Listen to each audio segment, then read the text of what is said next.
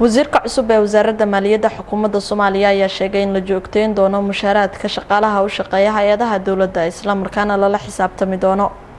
mudane Cabdiraxmaan Ducaale Beyle wasiirka wasaaradda maaliyadda oo la hadlayay TV-ga qaranka ayaa faahfaahin ka bixiyay qorshaha wasaaraddiisu ay ku doonayso joogteynta xuquuqda shaqaalaha iyo ciidanka. madaxweynaha programkiisii baarlamaanka ka sheegay isagoo u tartamay madaxweyne waa la qaybiyay wuxuu barnaamij isku dheelitiran barnaamijka koow waxa ka in wax soo saarka la kordhiyo shaqaalahana lacagtooda la siiyo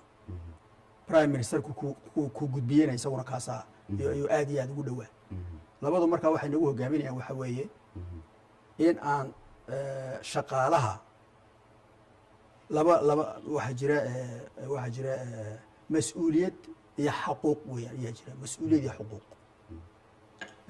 mas'uuliyadda qofka saaran xuquuqda qofku leeyahay waa in wax la siiyo waxa uu soo saaray qiimaheeda in la siiyo weeyaan wuxuu ku noolaada waa in la siiyo weeyaan marka garashada wuxuu ku noolanaya wuxuu yahay waa la isla yaqaanaa oo magaalo walba basket of goods baa jiro dhaqaalaha sheegaya waxa uu ku noolanaya qofka in la siiyo horta mas'uuliyadda ugu horreysay weeyaan in saaran dawladda saaran isagana waxa saaran waxa weeye wixii soo saarkii la soo saaray inuu soo saaro marka maxaa markaa aad leedahay waa sida waan ku kalsoonahay intaas dhacayso kalsooni baan ku qabaa in dadka lacagtooda la siin doono laakiin waxyaalo badan baa ka horeeya ninaan qof aan shaqayn inuu lacag doono oo dabeetana buuq sameeyo ayaa laga yaabaa inay dhacdo wixii dhacaya ha dhacaan haddaanad shaqayn waxa meelaysa haddaad shaqaysa xaqaaga helaysa dhanka kale wasiirka ayaa sheegay inay sameyn doonaan isbedelo maaliyadeed oo ay ku jirto horumarinta howlaha canshuuraadka dalka dhowr arrimood baan u kala qaybinayaa mid waxa weeye dekedahan iyo magaranaysa iyo airportka waxa ka soo gala midna waa ka gobolada arrinta gobolada iyo federalismka iyo sida resourceska loo qaybsanayo waa arrin weli inoo qabiya weli laakiin aan u malaynayo sida ugu degdeg badan in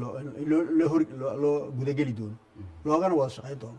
dowladda federaalka iyo dowladaha regionsku inay isku yimaadaan inay ka wada hadlaan waxa soo baxa la isla eego dabeetana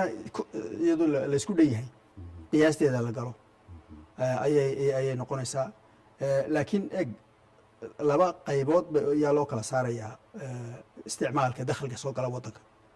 mid waxa weeye waxa maalin walba la doonayo running cost la yiraahdo halkan lagu yaqaan running cost waa de waxaad maanta fuelkaaga adeega maalin walba loo baahan yahay midna waxa weeye wax